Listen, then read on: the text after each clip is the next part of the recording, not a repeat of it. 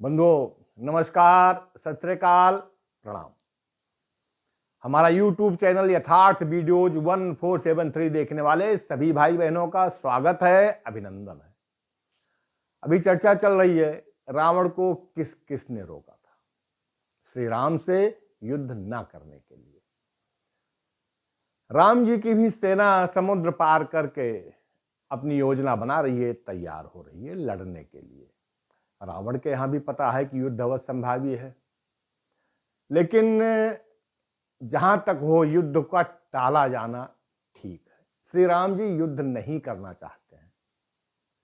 ऐसी परिस्थिति होने के बाद भी उन्होंने अंगद को दूत बना करके भेजा कि अंगद जाओ रावण की सभा में और रावण को समझाओ, अगर अब भी मान जाता है, सीता जी को वापस कर देता है तो हम वापस चले जाएंगे। ये जो भयंकर विनाश होने वाला है, इससे लंका, पुरी और रावण दोनों बच जाएंगे।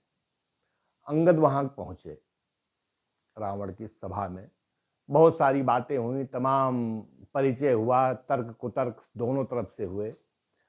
अंत में अंगद ने समझाया रावण को कि जो राम जी हैं, रघुवंशमणि हैं, वो प्रणत पाल हैं, सबके पालनहार हैं, और अगर आर्तवाणी में उनसे जाकर के उनकी शरण में जाओगे तो तुम्हारी उस वाणी को सुनकर के तुम्हें अभय कर देंगे। मतलब तुम वहां पर अगर प्रभु की शरण में चले जाओगे तो सब कुछ तुम्हारा किया कराया क्षमा हो जाएगा।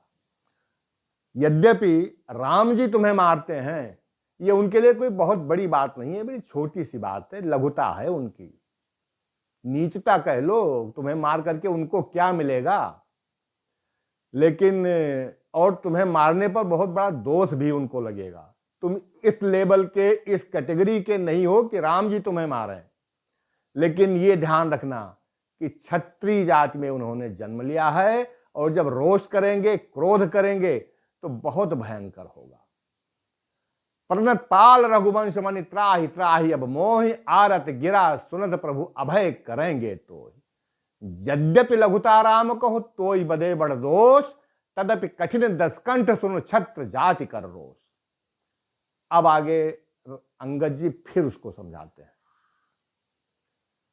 अंगद जी ने कहा कि हे मूर्ख, हे हठी, तो राम को मनुष्य समझ रहा है। ऐसे ही समझने की भूल कर रहा है कि जैसे तुम कामधेनु को एक धनुषधारी समझ रहे हो, गंगा जी को एक साधारण नदी समझ रहे हो, और जो हमारी गौमाता हैं उनको साधारण पशु समझ रहे हो, कल्पतरु को एक दूसरे पेड़ों के समान पेड़ समझ रहे हो, और अन्नदान को दान समझ रहे हो, और अमृत को रस समझ रहे हो। अगर ये, क्योंकि ये सब जो जिसमें समझने की बात है उससे बहुत ऊपर हैं। हमारे गरुड़ जी ये कोई पक्षी नहीं है, प्रभु के वाहन हैं। और शेषनाग जी ये साधारण सर्प नहीं है। चिंतामणि ये कोई पत्थर का टुकड़ा नहीं है। इसको जो पत्थर का टुकड़ा समझे वो बहुत भारी भूल कर रहा है। और अरे मूर्ख, बुद्धिहीन, तो बैकुंठ को लोक समझ रहा है जैसे बाकी सारे लोक हैं, और सब प्रकार के लाभ को उसी लाभ के बराबर समझ रहा है जैसे रघुपति की भक्ति का लाभ मिलता है। राम मनुज कसरे सठ बंगा, धनवी काम नदी पुनि गंगा, पशु सुर धेनु कल्पतरु रूखा, अन्नदान अस रस पीयूखा, बैन ते खग अहि सहसानन, चिंतामणि पुनि उपल दसानन, सुनिमत मंद लोक बैकुंठा, लाभ के रघुपति भगति अकुंठा। जैसे ये जितने गिनाए गए हैं ये वो नहीं है, उससे बहुत ऊपर है। ऐसे ही तुम राम को मनुज मान रहे हो, लेकिन मनुज मानने की जो गलती कर रहे हो, राम साधारण मनुष्य नहीं है, मनुष्य से बहुत ऊपर हैं। और अब क्या करेंगे वो कि सेना सहित तुम्हारे मान का मर्दन करके तुम्हारा पुर को, तुम्हारी लंका को जला करके जो गया था वो हनुमान साधारण बानर नहीं है, जिसे तुम साधारण बानर समझ रहे हो, जो यहां जला करके तुम्हारे बच्चों को, दोनों लड़कों को मार करके और लंका जला करके जो गया था, जिसे तुम एक साधारण बानर समझने की भूल कर रहे हो, वो साधारण बानर नहीं है। सेन सहित तो मान मथि बन उजारि पुरजारी, कसरे सठ हनुमान कपि गयो सुतो सुत मारी। अब भी तुम्हारी आंख नहीं खुल रही है, अब भी तुम राम को मनुष्य समझ रहे हो और हनुमान को एक साधारण बांदर समझ रहे हो। ये अपने अंगद जी और आगे समझाते हैं कि अपनी चतुराई छोड़ के सुनो और समझो और भगवान का भजन करो, उनकी शरण में चले जाओ। और निश्चित ही अगर जो भी राम का द्रोही है, उसको ब्रह्मा जी या शंकर जी ये भी नहीं बचा सकते। किसी की भी शरण में वो चला जाए। भाई एक प्रसंग आप लोगों को पता ही है ना, वो जयंत का, सारे लोकों में घूमा, कहीं किसी ने उसको शरण नहीं दी। अंत में राम जी के ही शरण में आया, तब उसको सद्गति मिली, उसकी प्राणों की रक्षा हुई। अंगद जी समझाते हैं, रावण सुन रहा है, सुन रावण परिहर चतुराई, छोड़ दे अपनी चतुराई को। भजस न कृपा सिंधु रघुराई, जो खल भयस राम कर द्रोही, और ब्रह्म रुद्र सके राख न तोही। कोई नहीं तुम्हें रख पाएगा, तुम शंकर जी के इतने बड़े भक्त हो, लेकिन शरण नहीं मिलेगी। और अब कल्पना मत करो, गाल फुला करके लंबी लंबी डींग मत हाँको, नहीं तो राम जी से विरुद्ध होकर के उनसे बैर करने पर तुम्हारा ऐसा ही हाल होगा कि बंदरों के सामने, भालू के सामने तुम्हारा सर कटा धरती पे पड़ा रहेगा, कोई पूछने वाला नहीं होगा। मूढ़ वृथा जनि मारस गाला, राम बैर अस हुई है हाला, तो सिर निकट कपिन के आगे, परी हैं धरन राम सर लागे।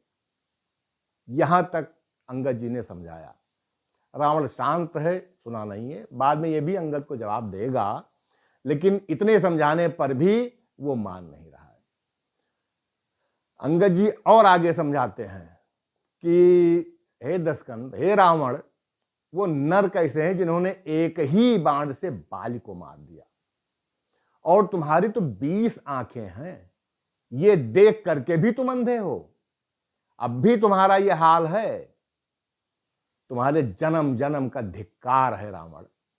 अब भी आंख खोल लो, अब भी समझ जाओ।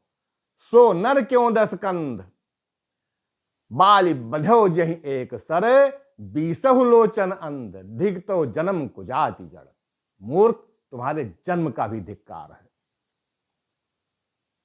रावण सुन रहा है अभी। फिर अंगद जी ने समझाया कि जैसे दीपक जलता है, पतंगा मोहबस उसमें जाकर के जल जाता है, लेकिन पतंगे सूर नहीं होता है, वो वीर नहीं बन जाता है। गधे होते हैं भैया, दुनिया भर का भार वो लेकर के ढोते हैं, चलते हैं, तो क्या भार ढोने से वो सूरवीर बन जाते हैं? रहेंगे तो गधे के गधे ही, वो सूरवीर नहीं बन सकते हैं। और इसलिए अपनी बुद्धि को खोलो, मूर्ख, बुद्धिहीन, मतहीन मत बनो। अब भी समझ जाओ, जरई पतंगा मोह बस, भार बहाई खर वृंद, ते नर सूर कहा वहीं, समुझ देख मत मंद। इतना समझाने के बाद भी रावण नहीं माना, क्योंकि उसका उद्देश्य तो कुछ और है, मानने का तो प्रश्न ही नहीं है। राधेश्याम जी ने बड़े सुंदर वचनों में कहा है कि श्री राम राज राजेश्वर हैं, पुरुषोत्तम हैं, परमेश्वर हैं, बानर की तो गिनती ही क्या, सुर नरमुनि जिनके सेवक हैं। उनका ही सेवक अंगद ये कर्तव्य चुकाने आया है, इस उल्टी राजसभा में कुछ सीधी समझाने आया है।